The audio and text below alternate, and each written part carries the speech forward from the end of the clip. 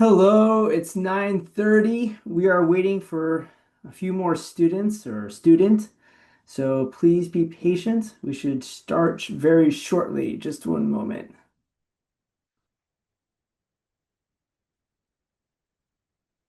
Okay. We have a few. Hello, my name is Gregory Pence. I am very excited to see all of you here. I'm going to be holding a open class. I'm very excited about working at Makers Academy this summer to provide uh, literature reading and writing. I thought I would introduce myself and give you a bit of itinerary or an agenda for what we're going to be doing this evening. So just one moment. Okay, so the agenda items for tonight. And I'd like to get this done within 30 minutes. I'm sure you're all very busy with your families and other things that you need to do, and I want to make sure we have time at the end of class. If you wanted to linger and ask any questions, I'm happy to answer any questions you may have. So feel free to, speak up or to shoot me a message. I'm happy to read it. So I'd like to begin with a personal introduction. Following that, just give a brief class overview and goals. Then I'd like to discuss more about kind of the two core elements of the class we're going to be running this summer.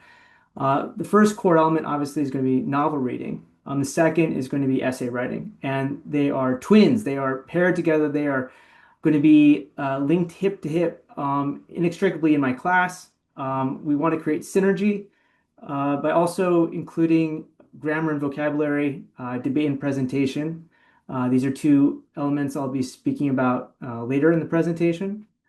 And of course, if you're a parent, maybe not so much if you're a student, but if you're a parent, you're going to be, you want to know about grading and how we're going to be assessing the students as we go. So I completely understand, and we will be discussing that towards the end of the seminar. But anyway, I wanted to give you a kind of a brief rundown of kind of the main parts of our class tonight. Again, as you're processing the information. Again, feel free to take down some notes. If you have questions that, again, arise, if you don't feel comfortable asking me, at that time, just, shoot me a text at the end of the class, or I'll give you my email and you can send me a question that way as well. So let me start with a personal introduction. So, my name is Gregory Pence. I'm very excited to meet all of you. I grew up in the United States in Chicago. I attended a boarding school called St. Paul's School in Concord, New Hampshire. I compare it to Harry Potter's Hogwarts. It's a fully residential boarding school, and I was introduced to a form of learning there, a form of education I had never experienced before called the Harkness method. And this is a type of teaching style where students are made to sit around a table, talk to one another, discuss ideas and issues in books. And I found it an incredibly engaging, incredibly exciting way to learn. I had been very often, made to listen to lectures in schools before I attended St. Paul's. And lecturing can be certainly useful and a really effective mode of teaching. But sometimes, being able to get into a conversation with another student, being able to see give and take, see, ideas evolve. This is a really effective way, I believe, to also educate. So the Harkness method will be a very important and prominent element of the class. So after St. Paul's, I went on to Dartmouth College. Dartmouth College is, about 20 miles north of St. Paul's, 30 miles north of St. Paul's. I studied political science, and I also drew political cartoons for the local state newspaper called the New Hampshire Union Leader. While at Dartmouth, I attended the London School of Economics. I wrote a thesis, and just had a blast. So Dartmouth, of course, is an Ivy League school. And it was just a really, wonderful, wonderful time. And I understand that some parents here, you may be considering these schools also for your sons and daughters. And I'm happy to, again, answer any questions that your sons and daughters may have. You should know that in addition to teaching novel reading and essay writing, I'm obviously, of course, a college consultant. I've worked with students for the past 10, 12 years, really. I came to Korea initially in 2010. Met my future wife promptly 3 or 4 months afterwards. We just recently had our son. He's just turned 2 in February. And so I completely understand how you may be thinking in the short term and also be thinking, down the road, kind of what your hopes and dreams and plans are for your child. So of course, I'm happy to bring what I learned attending Dartmouth and working with students, helping them get admission into schools like Columbia and University, the NYU and also Brown, Columbia, Brown, UPenn this year. So I'm happy to again answer any of those very specific questions that a student may have that might arise in class too. After Dartmouth, I worked in nonprofit, and worked in Hollywood for even a bit, and worked in politics before receiving a Fulbright grant to come out to Korea to study at Yonsei. So I did that for a year. I studied protest art and propaganda, and that was kind of aligned with my own research and studies done in political science before. And I got married. So I've been here, I've been teaching for the last 10 years after doing some nonprofit work in the North Korea field. And teaching has been it's been a blast. I love working with kids. I get to teach students here in Korea. Zoom has offered provide the opportunity for me to teach kids also in the United States. And so, it's been great for me to kind of see how education has been changing and evolving, in some ways better, in some ways worse than what I experienced when I was attending school. I graduated from St. Paul's in 2002, graduated from Dartmouth in 2006. So I'm very, very aware of what's going on in education today, and how, a lot of people are kind of responding to the stresses on the system, such as, artificial intelligence, which is something that obviously I'm going to be addressing in my own class uh, in the next slide. So let me just get to that in a moment here. Okay. So speaking about class overview and goals. So we want to make sure that students are empowered in this class to, largely tackle literature, right? We've seen, um, scores across the board in terms of literary analysis plummet in large part because of, smartphones and social media and decreased attention spans. There's been some great research that's come out. A lot of it is noteworthy. Jonathan Haidt, The Anxious Generation. There has been a real kind of seismic change in terms of the wiring of young men and women as they kind of make their way through college and through their graduate studies. And a lot of that is due to what they've been experiencing in the middle school and their high school years.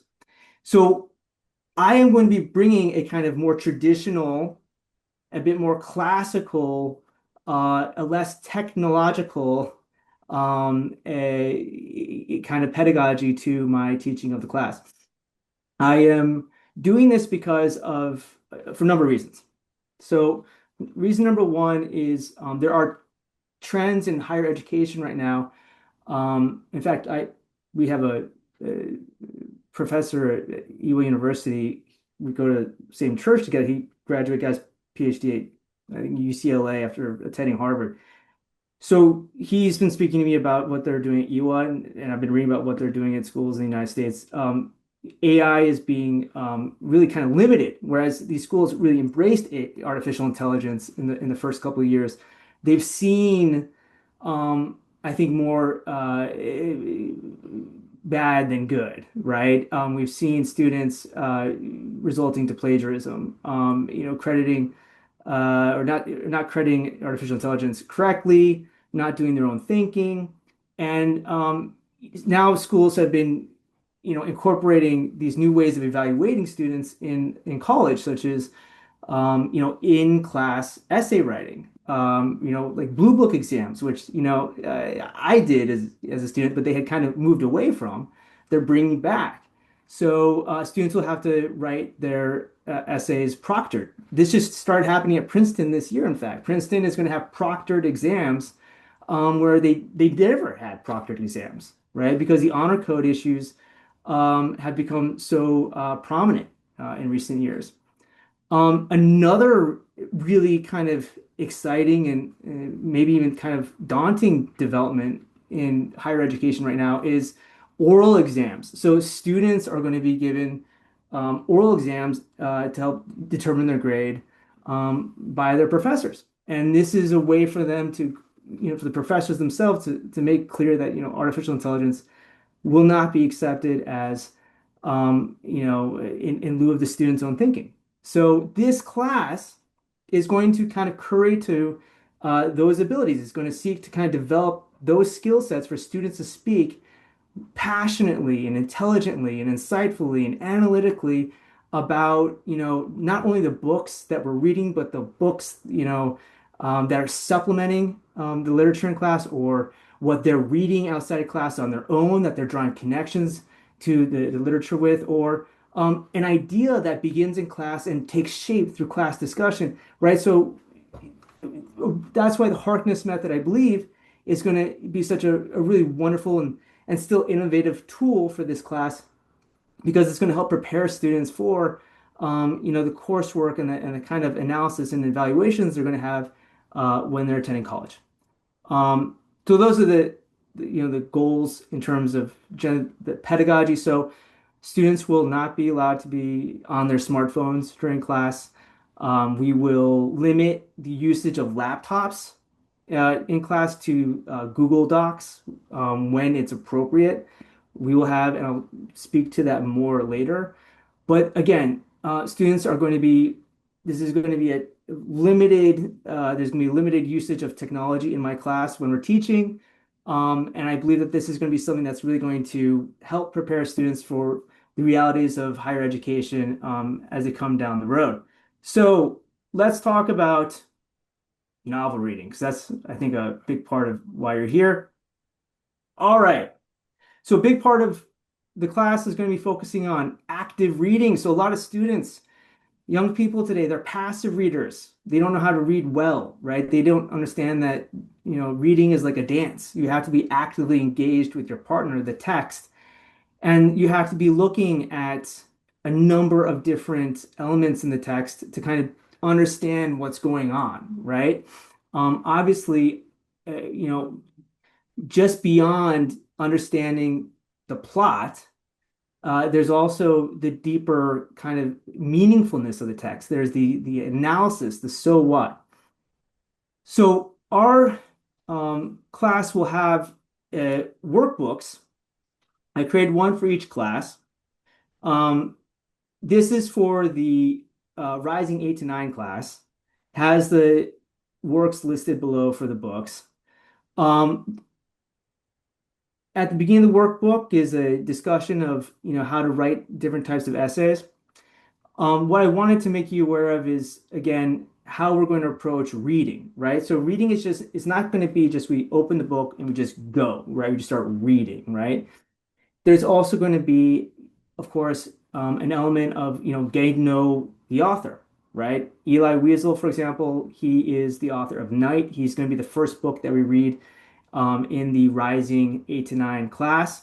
Understanding his background is going to help really put into context the book story, because the book is a very haunting and tragic and kind of it can be a very disillusioning and very mature book for young readers who've not yet broached the topic of the Holocaust or the horrors of World War II. And so understanding what happens to Eli and seeing where he came from and how he developed, that's going to be a really essential element of reading. So too is, obviously looking at the larger, if you're looking at it from a macro perspective, the historical influences and forces that are playing a part in the story of Knight, right? So again, we're focused on one Jewish community, the community out of Siget, that is going to be moved into concentration camps during the twilight of World War II, understanding the historical forces that are playing a role in this kind of really tragic and really sad time in history. So again, we're not going to just start reading the text. We're going to want to discuss the text, the context of the text. Why would we do this? Why would we want to talk about the author? Why do we want to talk about the history surrounding the text? Well, it's a great jumping off point for analysis. I mean, too often I've had a lot of students in my class, they'll read a book and they'll like a book and they'll enjoy, they'll understand what's going on in the plot, but they feel like they're looking at a cliff side, right? They're looking at the sheer face of a cliff. They're just looking at rock. And they don't know how to climb this cliff, right? They don't know where to put their hands, their feet.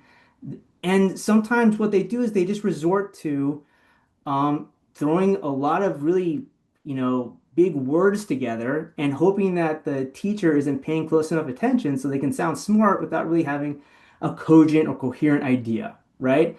And that's just not a good way to kind of go about English classes, right? That's just something we want to make sure our students in my class that they feel that they can get a handhold, right, to climb this cliff. They feel they can get a purchase, they know where to put their hands and their feet. And so understanding context, understanding point of view, right? These are all really kind of good ways to kind of get at analysis when students might feel overwhelmed. So that's going to get at a big part of what our novel reading is going to focus on, right? The active reading is ultimately going to be about, again, analysis, right? Really developing those analysis skills in addition to just talking about plot development and character development, right? So I give an example here of a passage from Knight. This is the opening paragraph. I'll read it for you. It's a very beautiful paragraph. They called him Moish the Beetle, as if his entire life he had never had a surname. He was the jack of all trades in a Hasidic house of prayer, a shibitl. The Jews of Siget, the little town in Transylvania where I spent my childhood, were fond of him. He was poor and lived in utter penury. It means poverty. As a rule, our townspeople, while they did help the needy, did not particularly like them. Moish the Beetle was the exception. He stayed out of people's way. His presence bothered no one. He had mastered the art of rendering himself insignificant, invisible. Physically, he was as awkward as a clown. His waif-like shyness made people smile. As for me, I liked his wide, dreamy eyes gazing off into the distance. He spoke little. He sang, or rather, he chanted.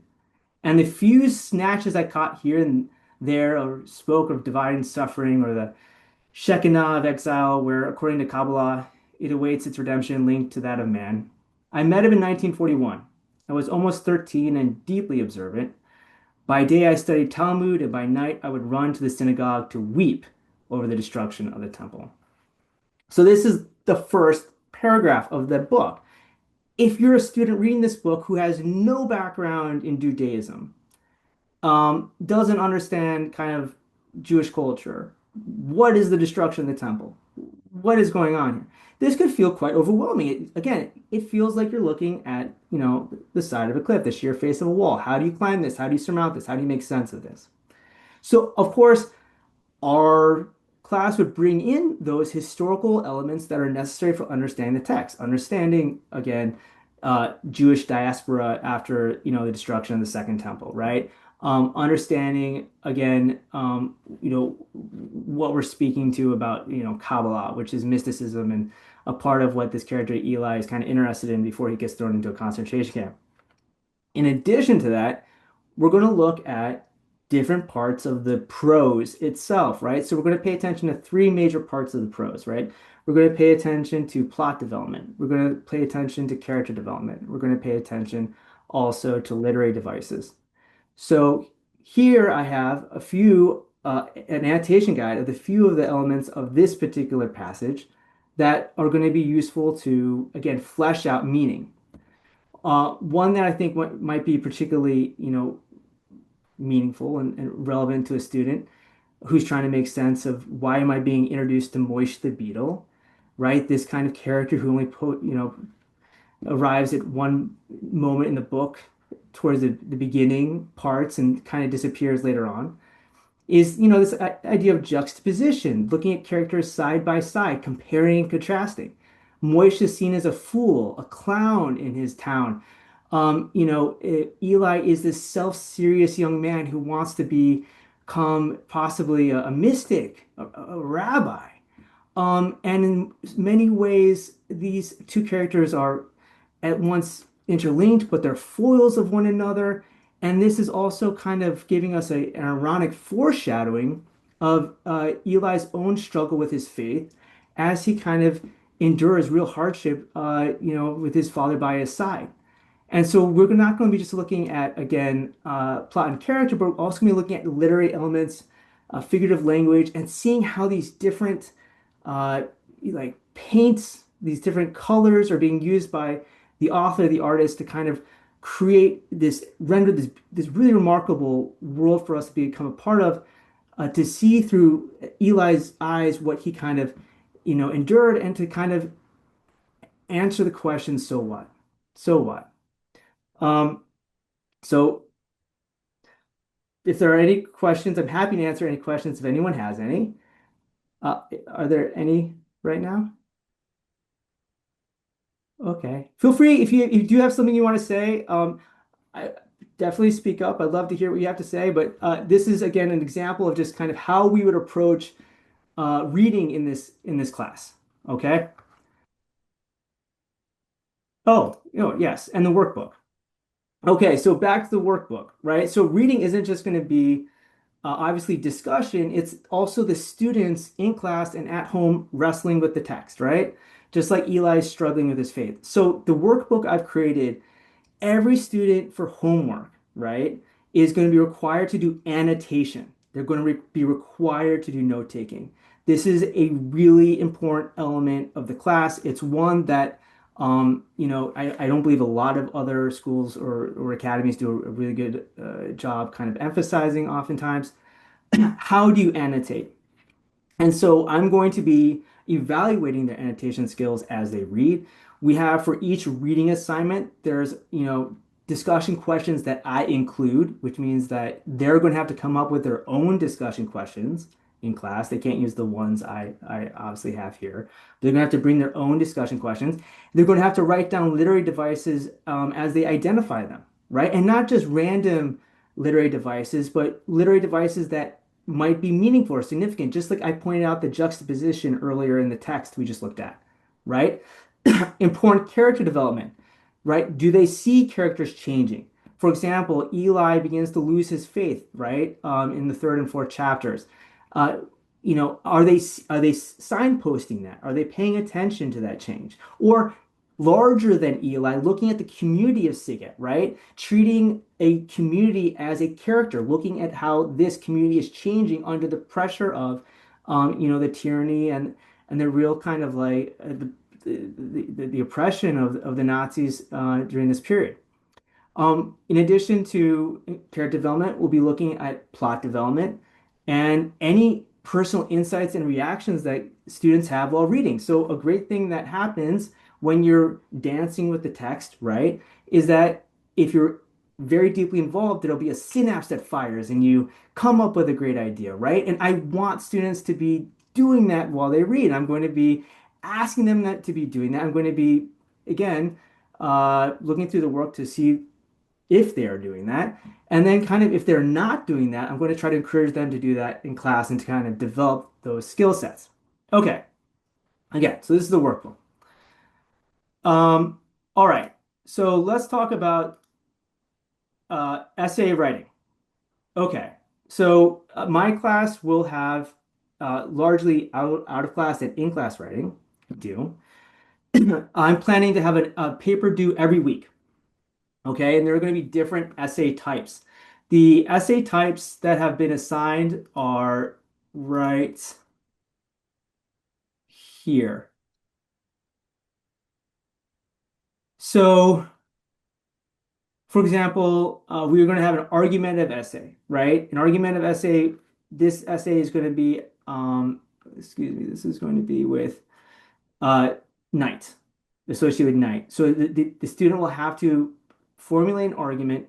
They'll have to use evidence in support of a particular point of view or argument. And they'll also have to learn about ethos, logos, and pathos, right? Which is a really kind of important element of persuasive essay writing. How does ethos, credibility, and logos, logic, and pathos, like emotional and raw language, how can those work together to create a really kind of convincing point of view or stand on a particular issue? And the topics that are being addressed in Night, they seem like they are very appropriate for the type of essay we're talking about here, a persuasive essay. So there's going to be a different type of essay written each week, right? So the different conventions of these essays, right? Whether they're compare and contrast essay, a literary analysis essay, a cause and effect essay, students are going to have an opportunity to kind of jump into these different waters to kind of again develop skill sets towards really, in these very specific ways, finally and ultimately feel very confident about writing whatever type of essay their teacher may assign them at school. All right. So this is a example of the type of essay revision work that I do, right? So this is a introductory paragraph for an essay that was written, earlier during the winter time by a student. And so I'm not only paying attention to grammar, right? I'm also paying attention to structure, which oftentimes is the more important thing, right? Sometimes we get lost in the weeds of grammar and we're not paying attention to really the kind of the skeleton of the student's ideas, right? So I'm my first kind of step with writing is to pay attention. Do they have the structure down, right? When presenting an idea, right? Do they have the structure? Is it sound? So for example, do they have a topic thesis? Do they have context before presenting evidence? Do they actually have legitimate analysis, right? So I'll be looking at that, in the earlier parts of when we're doing essay revision work. Then as we get further along into the essay writing process, I'm going to be paying closer and closer attention to grammar. And even if we have time and the student is very advanced, I'm going to be paying attention to style, right? So what kind of mechanics, what kind of figurative and rhetorical flourishes is the student using are they using them correctly? Are they using them incorrectly? Paying close attention to diction, right? So, and obviously this essay work is going to be supplemented by also grammar and vocabulary, right? So students are going to be assigned content from vocabulary workbooks, from grammar workbooks, in addition to the reading and the writing that we're doing in our class, to pull from that knowledge, to pull from that learning to really upgrade their writing, okay? So, yes, this is, all out of class writing should be done on Google Pages. If your son or daughter does not have access to Google Pages and you're planning on them joining this class, please download Google Pages before the first class. It's going to allow us to very efficiently and effectively revise essays. Another part of why Google Pages is going to be very helpful is we're going to be looking very closely at grammar errors like these listed, of course, right? So students, I found in my decade plus of teaching, particularly with essay revision, that you can spend a lot of time as a teacher writing on their essays, making these really elaborate notes, highlighting and marking and really trying your best to just, to show them how much you care about their writing. And some kids just don't look at the notes, right? They get the essay back, they throw it in the trash. I mean, that's not only bad for the students, it's bad for the teacher. My class seeks to be active with the revision process. So what I mean by that is there will be active revision period in class. Essays will be shared between students. Students will see it live, right? The revising process as it happens. They'll be accountable for their essays in front of peers, and they'll see the mistakes that they've made, and they'll learn from the mistakes that other students have made. And I have found that this process, by kind of bringing minds together to pour over essay material, it makes kids more accountable to the essay writing. It makes them more encouraged, about and more confident about the editing process, and not to be scared of editing, right? A lot of students, you know, they they don't plan an essay for a class, right? I'm sure you might have had teachers at your school, maybe possibly your son or daughter, they're writing an essay and they'll just start writing, but they won't have a plan for it. And the great idea that they had at the beginning of the essay, well, it tails off and goes somewhere else completely different at the end, right? So our class is going to be looking at kind of how to outline well and effectively, then how to cogently and coherently write down your thesis and build a great structure around that thesis, and then add the muscle and the tissue to that essay, which would be, again, the evidence and the rhetorical devices and the other elements that are going to make a great essay. So again, it's going to be a group work in addition to my own revising of the students, and I find that this has been particularly effective in those students with the students with whom I work. These are examples, as you see here, of common types of grammar errors that I identify with students. I really try to hold them accountable to them so that when by the end of the class, if they're ready to go, they're not committing the same error again and again and again, and they're ready, right? They're ready and they're excited about writing. That's where we want to be. Okay, so in addition, I just have a few points here about structure and paragraph breaks and evidence. You can look at these on your own. I can definitely send the slideshow in a separate file if you'd like. Let me go back to the. All right. So I do know that some parents have students who are involved in debate, or they have students that are, excited about presentations. I want to make sure those students in my class have an opportunity to kind of use their creative skills and their argumentative skills to kind of, refine them in in class and use them as part of summative projects, right? So you'll note at the end of many of the books that we read, for example. So if you look at the end of, so for EY Weasel's Night, right? At the end of this book, there are going to be debate topics and presentation ideas for students, right? They can obviously bring these to class and build upon these ideas in class with other students. And it just gives another outlet, another way for students to kind of develop their communication skills in addition to the essay writing. We want to make sure the class is dynamic, that's fun, that it's enlivening. So yes, I just want to make it very clear that we're going to be having a dynamic class with good give and take, whether it's debate or presentation. All right, so yes, homework and grading. Now, I do appreciate, again, parents want to see that their children have been doing work, right? That's very important. The workbook that I created is a way to, keep students accountable. Students will be graded across 4 different kind of matrices or, categories, excuse me, in class each day. So they're going to be graded for participation. They're going to be given a writing grade. They're going to be given a reading grade. They're also going to be given a homework grade, right? So it's a broader grade representative kind of my analysis of their the book reading and also their annotations, and any other supplementary work that I've been giving them. So the grading will be submitted by the end of the week to parents. There'll be a comment, so you'll be able to track your child and know how far your son or daughter has come across the week. And also you'll have the workbook, which will, in addition to the documents that were shared via Google Docs, the workbook will also allow you to kind of pay very close attention to the essays or the writings or the notes or the readings or whatever homework has been assigned in that week. You'll be able to see the note-taking process as it has happened. Okay. I want to thank you so much for coming to today's open class. I deeply enjoyed it.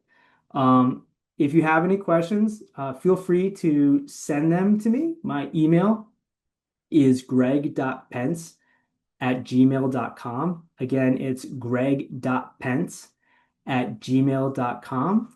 And I just want to thank you so much for taking the time, and I enjoyed meeting with you and hope you have a wonderful day.